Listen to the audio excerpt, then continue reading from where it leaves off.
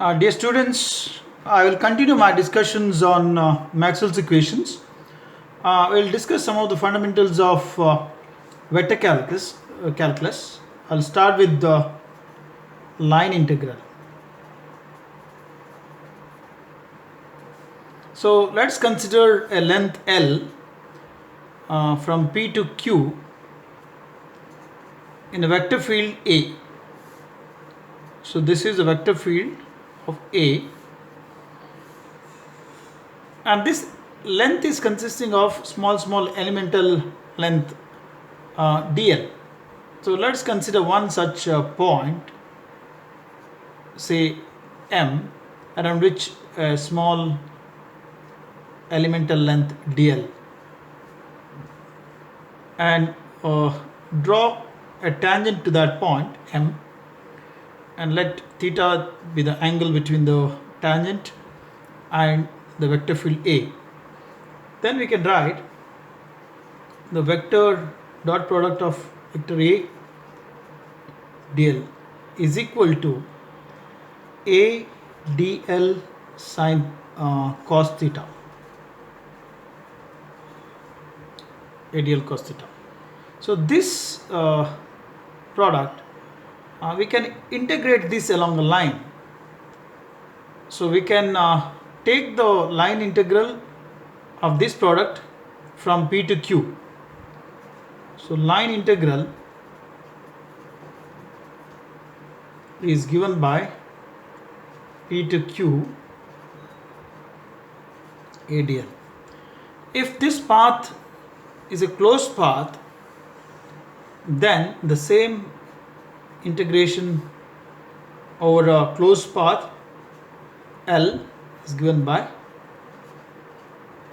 So this is known as the line integral. So integration along a line. Now let us discuss surface integral. Now imagine a surface in a vector field of A. So this is the vector field of A, and this is the surface S. This surface is made up of small elemental surface ds, and consider one point M around which there is a small elemental surface ds, and in the vector field ds is written as ds vector ds is equal to ds into a unit vector which is normal to the surface. Now if I take the product of the vector A and ds, this gives the flux of the vector field A through ds, and if I integrate this along the surface, over the surface, then it becomes a surface integral, and here this is integrated over the surface S, and this gives the flux of the vector field A through the entire surface S. So if the surface is a closed surface, then the symbol is like this. So it's over a closed surface S. So this is about surface integral.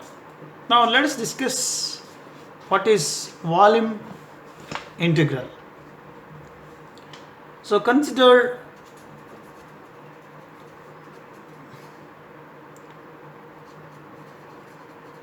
volume integral.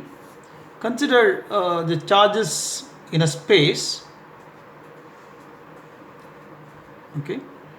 Let there be a point, say M, and surrounding that point, let's consider a elemental volume dV. Elemental volume dV, and let rho be the charge density. Charge density of the charges means charge per unit volume. And what is the charge present within the small elemental volume dV is given by rho dV. Now what is the total charges, present in a volume, in a given volume? Then we need to integrate this over the volume. So it is a volume integral dV. It gives the total charge present over the volume V. So this is about the volume integral. So I'll continue my talk in the next